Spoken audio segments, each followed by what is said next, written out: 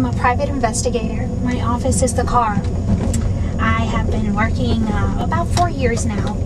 It's my passion. Sorry I can't look at the camera, I'm driving. But I wanted to talk to everyone about visitation interference, what it is, and about the Community Action Project. Visitation interference is when a custodial parent and a non-custodial parent are given rights by a district judge, a local judge, to visit their children. And you know, as interfering with visitation really causes a lot of problems in youth. And I may not be a counselor, I may not, you know, be a judge, but it's my job to see people and to, you know, I get in the car and I start, you know, spying on people and finding out information. And what I have noticed is that there are a lot of kids that are affected by this issue, and no one knows about it. When I started doing research about, you know, what does the law have to say and who's preventing and who's doing, what I noticed is that there's generation after generation after generation that has been battling with this issue. And you know what? Parents have no idea at all of how to fix this. The first thing that parents know how to do when they're having custody issues is, I have to go to court. And that may be necessary, but there are a lot of local resources out there that can help them. And, you know, parents don't know about it. People, it's, you know, visitation interference is an issue that everyone's embarrassed to talk about. It's just, they're embarrassed, they're hurt about it, they don't want to talk about their ex, and, you know, they just have bitter feelings about their ex, and they don't want their children to even deal with their ex. And it's fine and all to have these feelings, but what's wrong about it is that children are being affected. You know, adults can sign, you know, we can tell, I can tell my son, who's 6, I can tell him to share and to not be greedy, but as adults, we're greedy people. And, you know, when it comes down to our children, that's when we're the most greedy. You know, my husband and I, you know, we're not divorced now, but when we were married for about 3 years, my husband filed for divorce. And it was hurtful. It was the most hurtful thing. Oh, it hurt so bad. It hurt so bad that there were many times I didn't want to get up for work. But I made up in my mind that, you know, my son is not going to be affected by this. And the issues that my husband and I have are our issues. They're not my son Samuel's issues. You know, there are issues as an adult, and we need to settle our differences and make sure that Samuel has the best that he can. And when I started working as a detective, I started seeing couples with custody battles and stuff, and, you know, and they can be greedy people. They really can, and it's hurtful. It's very hurtful. It hurts them. It hurts the child. It hurts the family members. And, you know, the only reason why I found out about it was because, you know, that's my job. My job is to go out and see what everyone else is not seeing. And so when I was elected for the 2012 Community Action Delegate, I had to really listen to my heart, and I had to pray about it, and I had to find something that the community was lacking and something that needed change. And I had to really focus, and I started thinking of, oh, well, maybe we ought to clean up parks, and maybe and all these, and, you know, maybe I ought to do something for the soup kitchen, and all of these things are good. But if we have unhappy children, and many people say, okay, our children are our future. And if we say our children are our future, and if our future is getting affected emotionally and psychologically and mentally, and they can't focus, and they just become bitter people, you know what? We're going to have a bitter society. And we never know who is getting affected. Our next senator could be affected. Our next child that is going to find the cure for AIDS is might be affected. We don't know. We don't know who's getting affected. According to Nation Master, 5 families out of every 1,000 get divorced every year. You know how many kids that is? That's saying, like, in a neighborhood of 1,000 houses, 5 are getting divorced. That's a lot of kids. And let's just say that, at least, let's just say, okay, well, that parent will get divorced. But you know what? People remarry.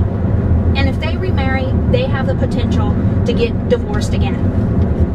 And this is a really issue that a lot of people don't talk about. People are quick to talk about colon cancer and breast cancer and all kind of cancer. But if my children and if my future is going to get affected, we need to talk about it. It's a real serious issue. And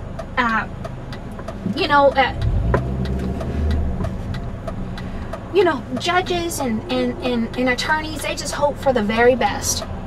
And they're trying to do everything that they can. But the issue is that greediness, that green-eyed monster that's called greed gets a hold to these parents. So when court and their attorneys and counselors and all that is over and done with, that green-eyed monster comes back, and it haunts not the parents, it haunts our children. And somebody has to do something about it.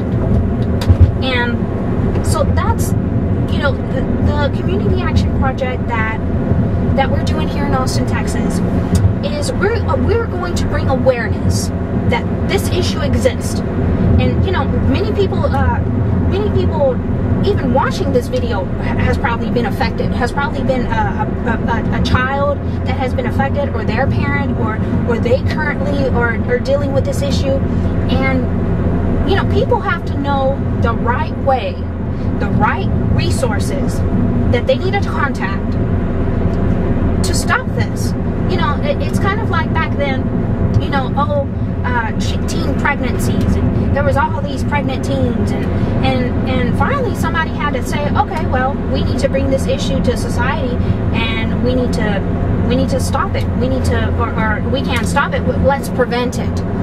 And I remember when I was a little girl, in the 80s and the 90s, they were talking about contraceptives and birth control and all this, and sex education. But we need to do something about child visitation interference, because we need to find how to prevent it.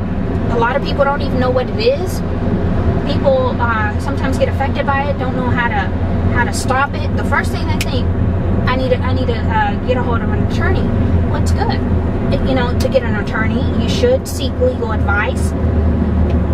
But sometimes, even when you have a court order that says, you're awarded first, third, and fifth weekend, or you're awarded every alternating week to see your child, and if the other parent is preventing you, and you have already spent all your money on court and spent all your money on your legal expenses, what do you do? And that's what I want to talk about in this DVD. What do you do even if you don't have money to contact an attorney? What do you do? You want to see your children want to see you? What do you do? So I'm driving, I'm going to work. This is what I do. This is my office, like I said, and I find these issues every day. And we're gonna go, and I'm driving to to go speak to a little girl. Her name is Ashley, and Ashley, oh, she's a sweetheart, by the way. And I met her because I met her in church, and she asked me what did I do. And so of course I'm not going to tell her, oh, I spy and I do all these evil things. I started telling her about the Community Action Project, and she's like, you know, we need people like this. We need somebody to inform the parents. And you know, she talks all educated. She's so sweet. And I said, well, and she said, and she asked me, she said, I want to talk about how I feel. She said, I feel that sometimes parents and adults, they make these rules and they don't see it from a teenager's point of view. And you know what? She's right. She's right. We get all caught up in what we think and our greed but we really need to see from a teenager's point of view of how she feels. She told me that her parents have been divorced and she was 3, and her mom stopped. Her dad had custody on an alternating basis, and her mom stopped that when she was about 6 years old. And then she started telling me that her self-esteem just started going downhill, and she just always felt like she just had a gap that is irreplaceable. And you know, I used to be a foster care child, and I grew up in foster care, and I know exactly what she's talking about. You know, when you grow up without parents, it's tough, and things like that can't be replaced. And so I'm heading over to her house, and she wants to bring awareness. She said that her goal, one of her goals is, well, she wants to be a mathematical psychologist. So she's really smart. She's tough stuff. But one of her goals, she wants to bring awareness to the parents, and to the court, and to attorneys and social workers and PTA presidents, and she wants to be the voice of children, and she wants to show people what it feels like. And I think that's very important. We need to know how our youth feel, and you know, it's priceless what she's doing. She's speaking out of her heart. And so in this video, we're going to talk about what is child visitation interference, who causes it, how do children feel about it, how are they affected, what can we do about it, how can society do about it. And so I just want to thank everybody that is watching this video. Thank you so much. You know, like I said, we need to do something about it. Our children are our youth, and we need to help our children, you know, overcome these obstacles, overcome every barrier that is preventing them from being free and being who they want to be. And so just thank you so much. And again, the Community Action Project's name is called We Can Build Again. So whatever barrier was there, whatever happened in the past between the parent and the child, it doesn't matter. We can bring awareness to these parents and to our community to make a difference. And our logo is a bridge, because the people that are helping with this Community Action Project and all the professional women group ladies, we're that bridge. We're that you know, we're here to fill in the gap, to help inform and do everything that we can to help these children cross that barrier, cross that gap in their life, that they can walk together again on the other side.